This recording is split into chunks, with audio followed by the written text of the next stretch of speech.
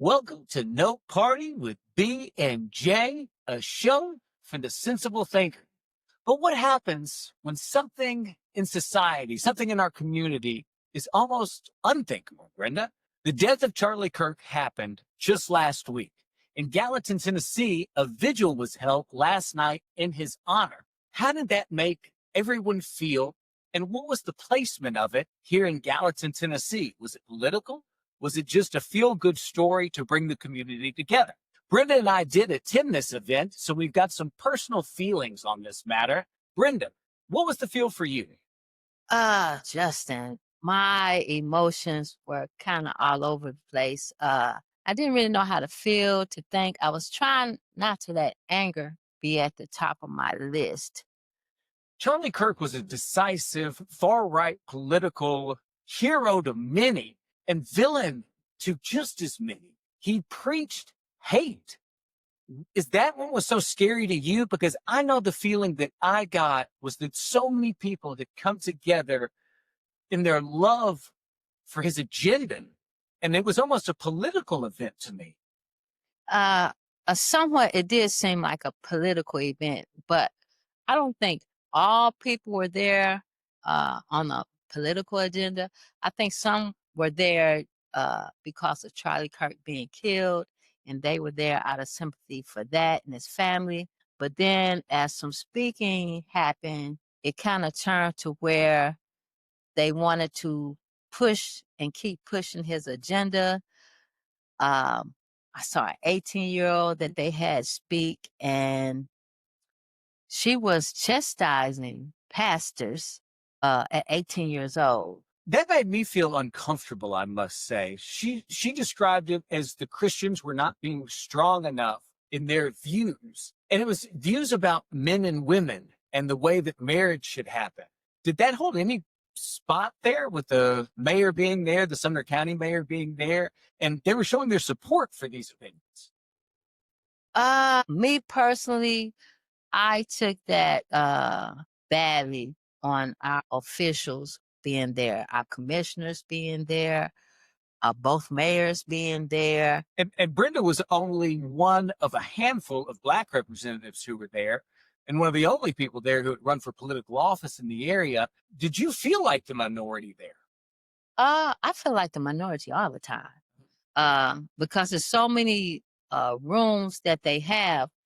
Uh, 9 times out of 10, you're going to be the only one. So I'm kind of used to that, and I knew a few people there, and I was looking to see those people, and there was some people that I saw that I was surprised to see there. There were a lot of people in attendance. It was a very well attended event.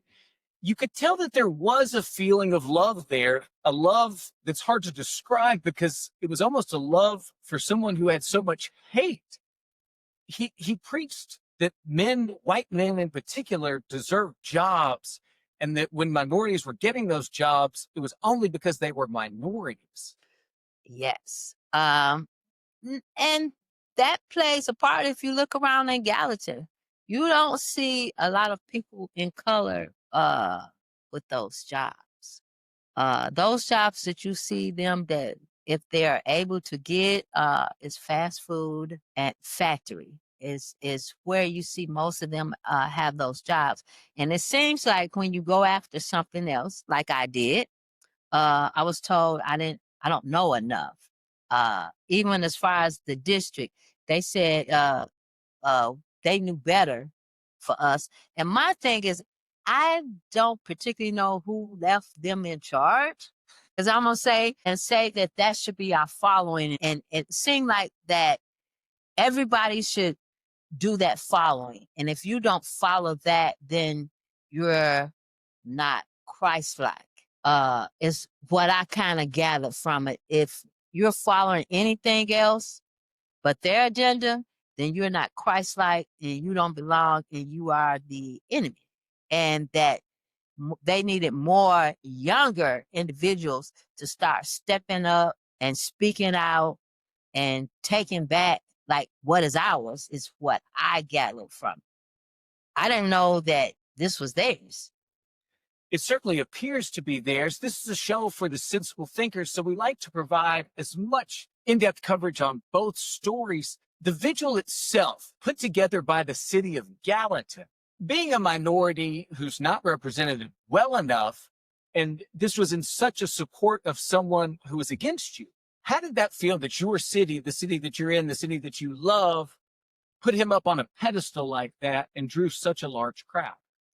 I think as legislation being in the city and in this county, they need to watch how they are presenting themselves because it's not presented in a very good light. When you see that, what I've heard a lot of people of color, and not just people of color. I've heard people in the white culture, and I've heard people in the Hispanic culture, and all the cultures. They're looking at them a little differently because how can you just make it seem like you're representing one culture and also uh one party. Sure.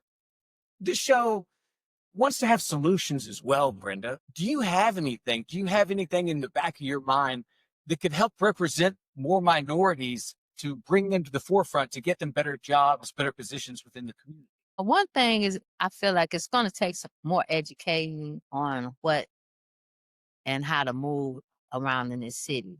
They're going to have to learn and start. It's going to be a start, but when you're having the school system and they're pretty much controlling the school on what we read, what we don't read. Books are being banned.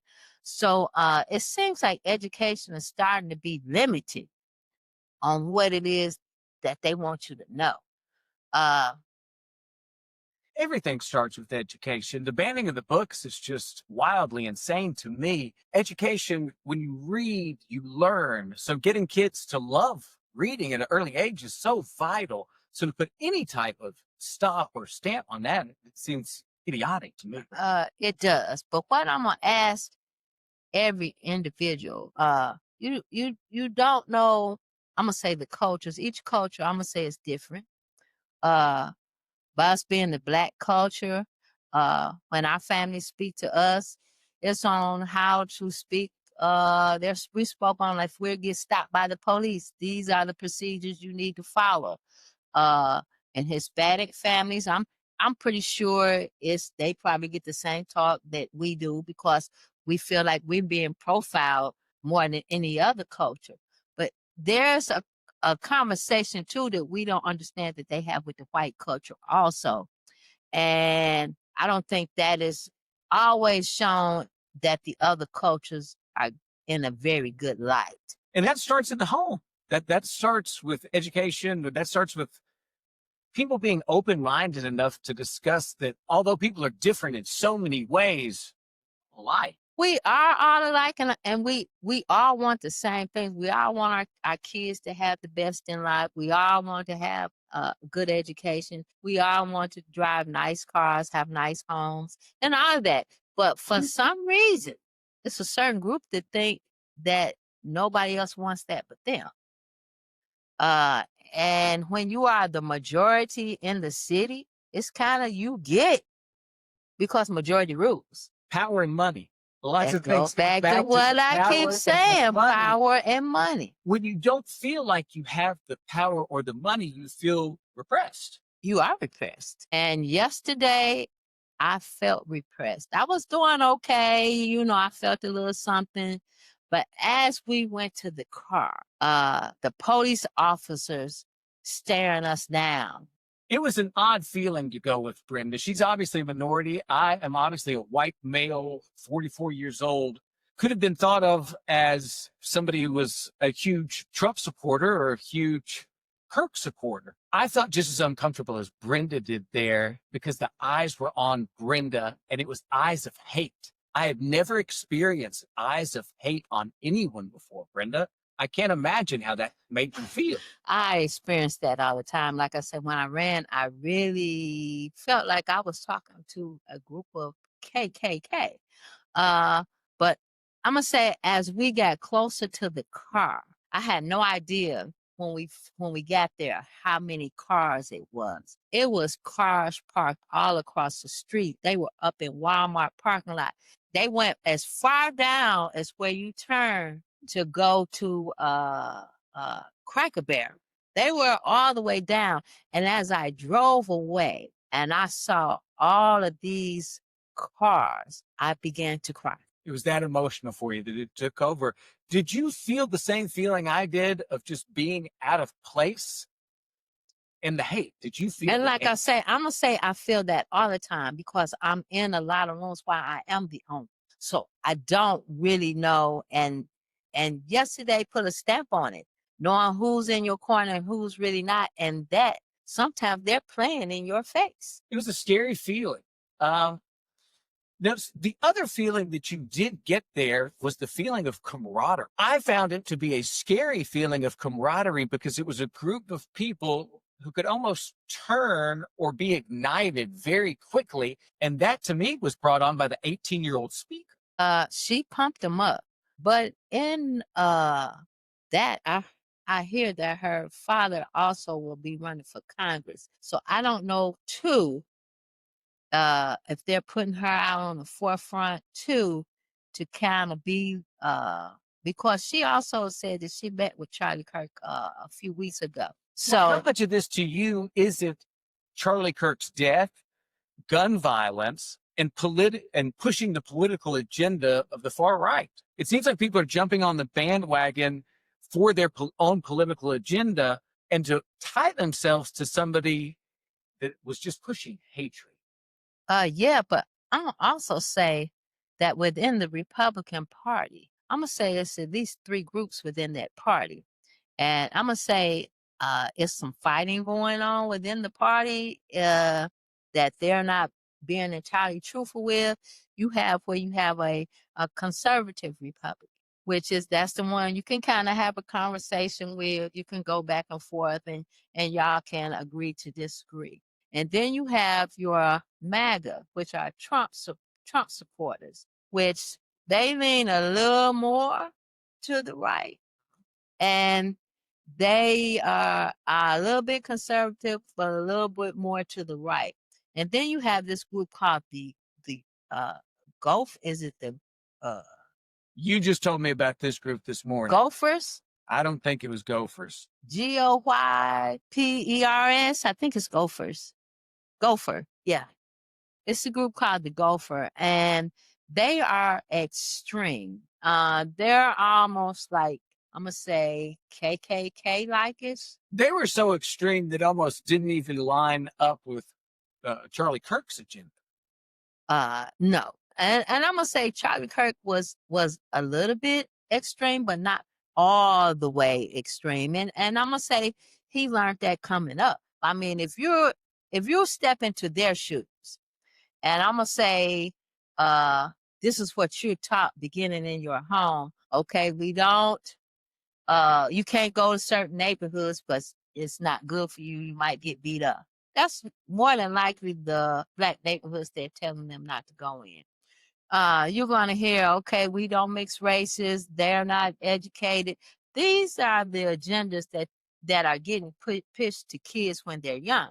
And if you don't incorporate any other race into your, like I say, if you look around in the room or your agenda friends and they all look like you, then that means you have all of the same agenda, and those are people that are going to agree with you. I don't want to be that. And somebody that's going to challenge me, that may disagree with me. That's why I say Charlie Kirk, he did spew hate, but I could have been in a room and we could have had a discussion. Sure. And not only just a discussion, I'm going to say, you can't just have a discussion. You have to be able to hang around.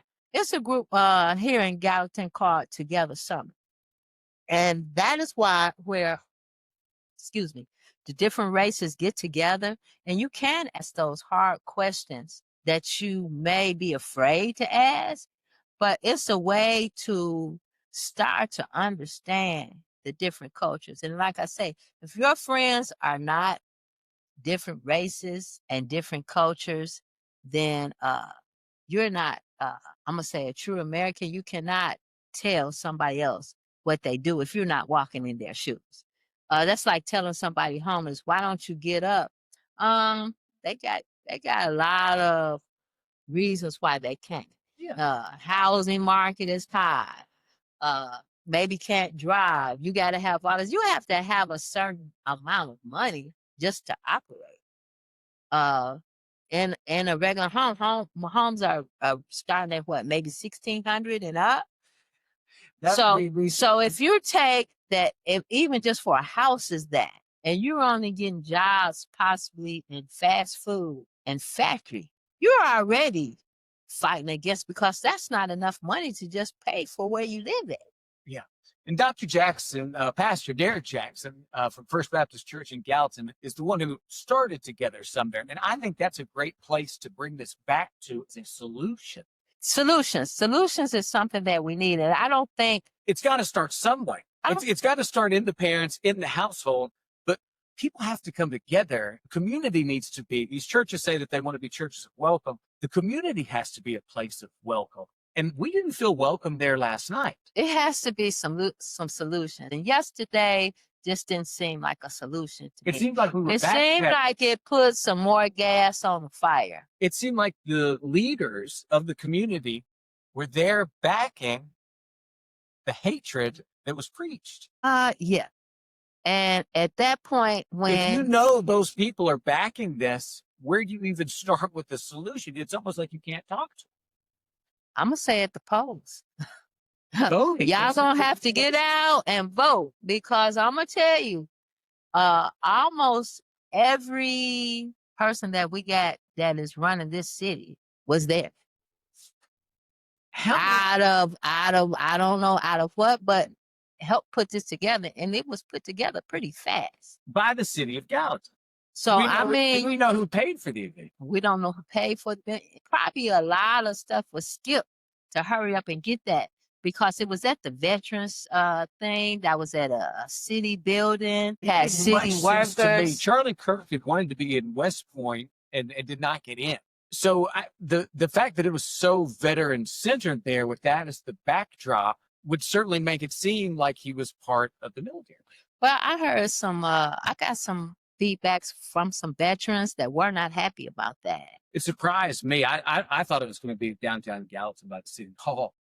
To be, I'm going to say at a city position, period. I just think that was just very odd. Because like I say, at the point that you get that seat, which city council is nonpartisan, but at the point that you get that seat, you work for all citizens.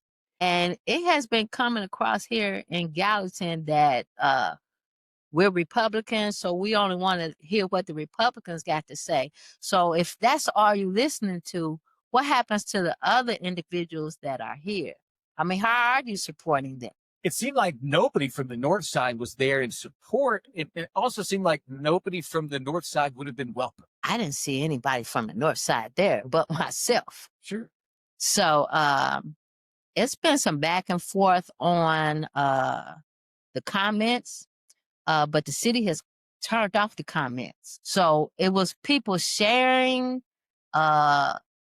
the city's page, and it was a lot of comments on there of going back and forth, which I feel like created some division within our city. And when I can remember back, I don't know if you remember back in December, the library had Christmas trees. Of course. Instead, Mayor Isabel took down the tree, asked for it to be taken down. No, what tree did he ask to be taken down? The tree had rainbows on it. Rainbows. It had rainbows on the tree. Was it an LGBT themed rainbows, or was it? I'm gonna say they took it as that, and some people felt like they were offended, so the tree was taken down to make sure that nobody in Sumner County would be offended. So nobody would be offended, and because it was causing division. Well, what about the gays and lesbians that would have been in support of it? Were they offended when it was taken down? It didn't matter. It was taken down because of division. And what I'm gonna say is, yesterday at that visual, I'm gonna say that felt like more division to me than a Christmas tree. And I don't know if they're gonna do that. Well, there was only one group that was showed up there yesterday. So There Mhm. couldn't be any division. Yeah. Well, it was division. The only thing different is those people didn't come out and protest. It was people coming out and protesting about the Christmas tree. So I think everybody just kind of let them have their visual. Uh-huh. And do you think because they might feel repressed, might not know the proper way to go out and get educated to vote and know who they're voting for, why do you think people are scared to go and even protest something that happens that's so in your face against them? I'm gonna say uh, jail, because I feel like yesterday, if any people of color would have came out and protested that yesterday, uh, it might have gotten out of hand. And I'm gonna say some people probably would have been arrested and taken to jail, because that is how the Black community feel.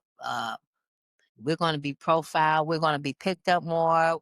That's one of the scariest feelings in the world, to feel like you could be arrested just for voicing your opinion. Freedom of speech is one of the few things that we have.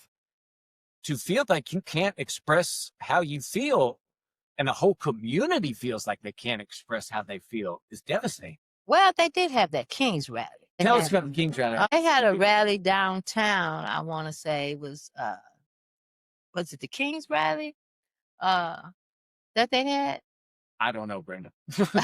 Well, they did. So they did let them have that, but it was protesters there also. Was anybody arrested at the protest? Wasn't anybody arrested, but I didn't see any of our officials stand up for that rally like they did for this rally. Uh-huh. They weren't speaking, they weren't there, they wasn't announcing anything. And again, that Well, was the Democrats that were, I'm gonna say, given that. So why do you think the Democrats within Sumner County seem to be willing to take a back seat to these politicized events that take place? They're kind of spitting in their face. I'm gonna say they are. That's why I said I've kind of came to the middle on things. They're kind of letting things happen. They're not, I'm gonna say, not fighting or not taking things to court that they could take to court. They seem complacent to complain and sit in the background. I don't. I'm gonna say yeah too. Things are not happening. They're fighting differently, because if you look around, you got districts here that have been gerrymandered, which I don't really see why they needed to gerrymander the districts when you're the majority.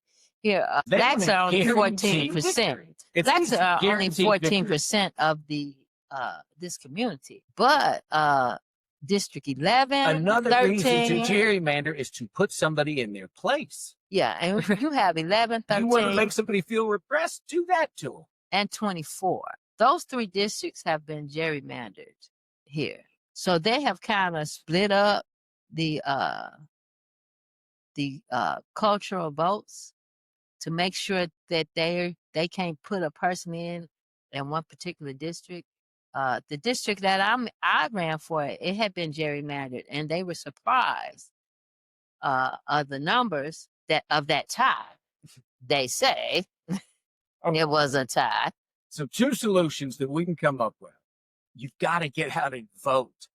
You get within Gallatin, the people that actually get out and vote is such a small percentage of the population. If we could actually get some of these things and make them matter, it's got to start with voting, and it's got to start with coming together.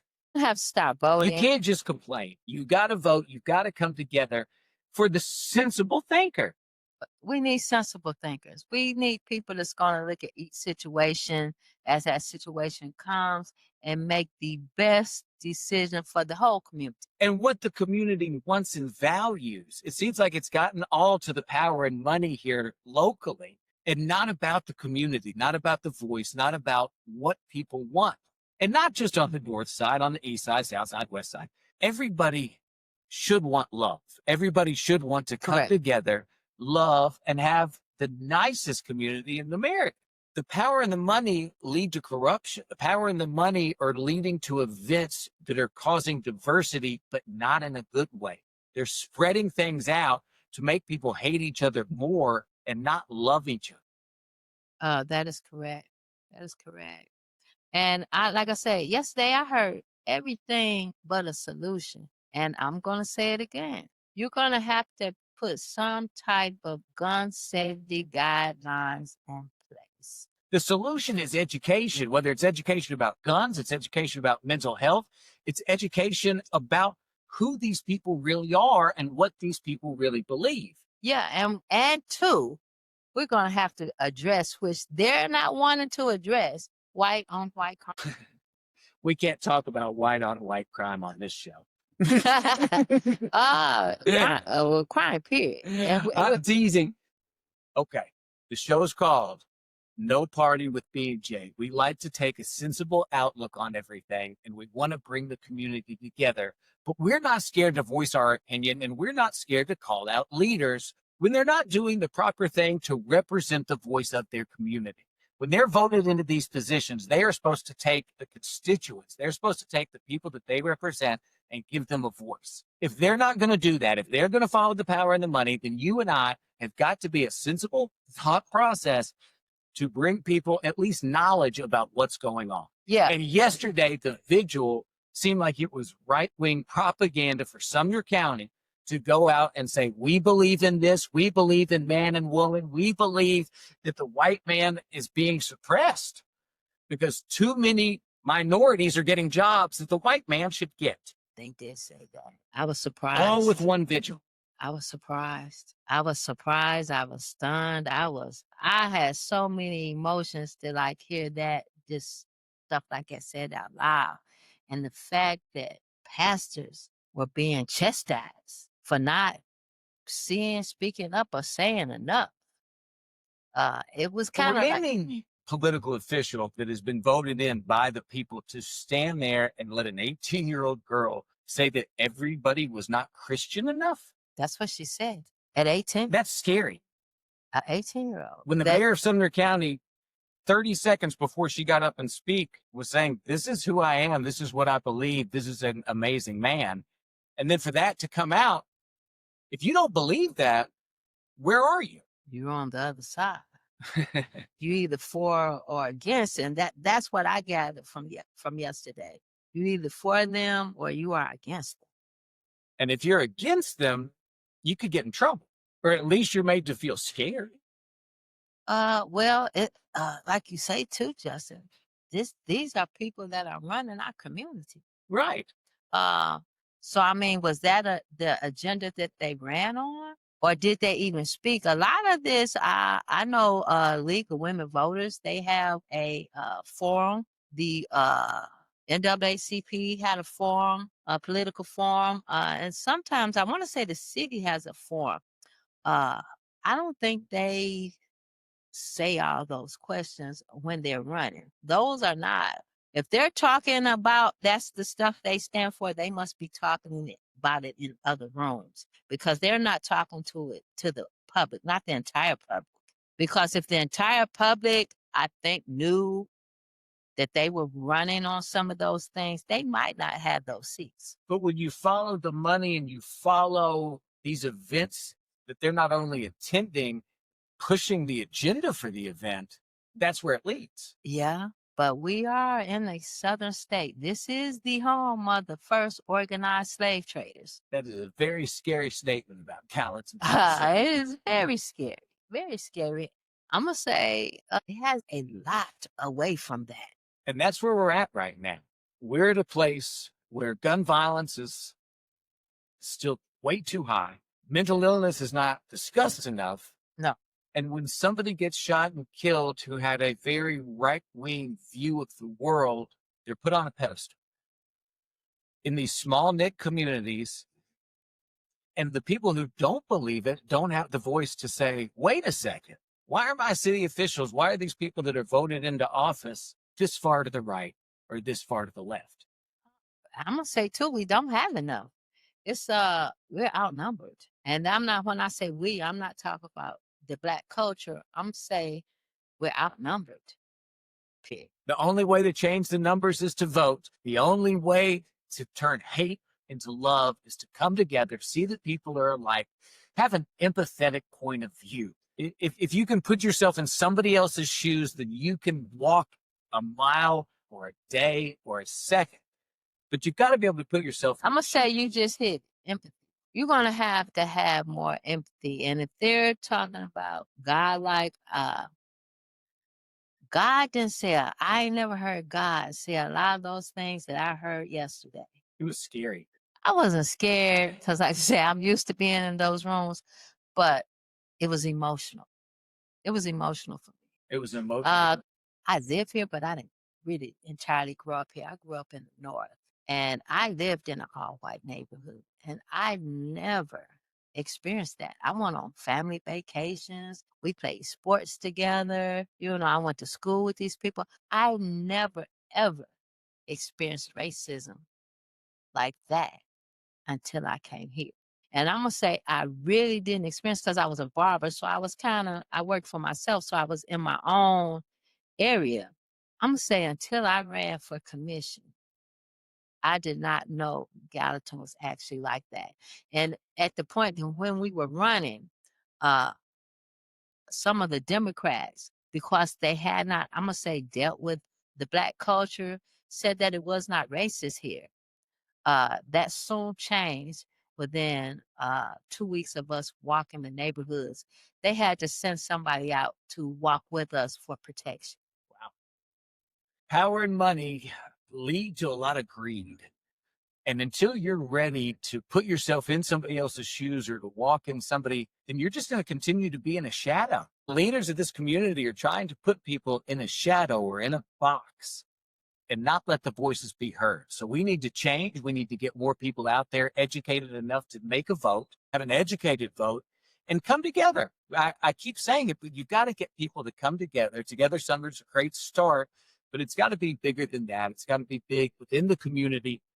And with this podcast, I think we're at least starting off on the right foot. Yeah, we need to be pushing that. There's no room for hate here, period.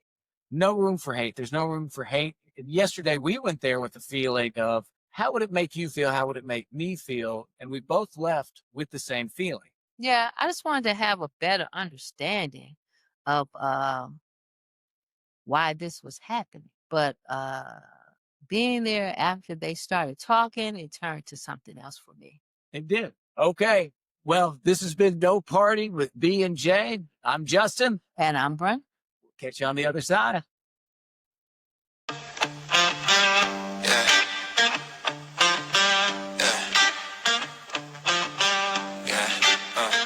What's up, everybody? It's the Sensible Thinkers. Brenda and Justin, we're the real seekers. Diving deep like an anchor's chain. Bringing truth to the table, breaking every chain. Tune in. No need for any mask. We tackling real issues, now that's the task. No parties, no games, just facts on the scene.